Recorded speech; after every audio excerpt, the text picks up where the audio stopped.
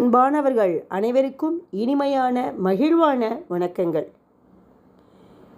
மானிட பிறவியின் நோக்கம் என்ன என்று கேட்டால், இறைவனின் திருவடியை அடைவதுதான் மானிட பிறவியின் நோக்கம்.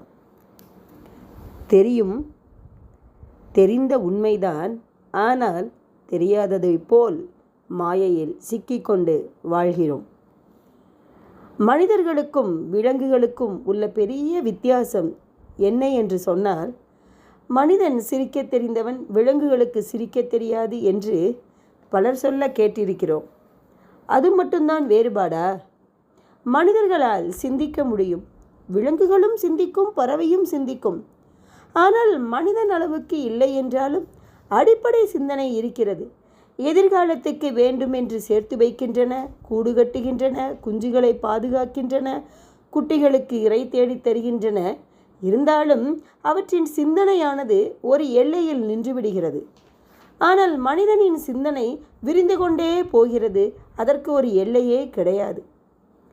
எதை அடைய இந்த பிறவி நமக்கு கிடைத்திருக்கிறது என்று மனிதன் சிந்தித்திருக்கிறான். பொருள் சேர்க்கவா? இன்பங்களை அனுபவிக்கவா? அதிகாரம் செய்யவா?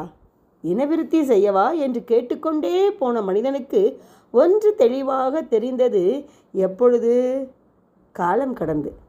எவையெல்லாம் அழியக்கூடியன, செல்வம், இளமை, அதிகாரம், செல்வாக்கு, உறவுகள் எல்லாம் நிரந்தரமில்லாதவை. இன்று இருக்கும், நாளை போகும். அவற்றை அடைவதால் என்ன பயன்? நாளை நம்மை விட்டு போய்விடும்.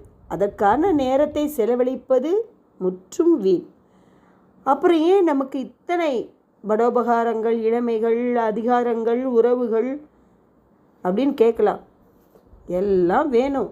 ஆனால் நாம் அதில் எப்படி இருக்கிறோம் என்றுதான் பெரிய ஒரு கேள்வி.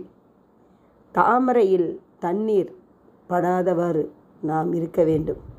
பற்றற்று வாழ வேண்டும். பற்றோடு வாழ்ந்தோம் என்றால் பற்றி கொள்ளும் அனைத்து இன்னல்களும். சிவபூஜையாலும் சிரத்தையுடன் கூடிய பக்தியாலும் தான் சிவபெருமானின் திருவடியை அடைதலே இந்த மானுட பிறவியின் நோக்கமாகுங்க.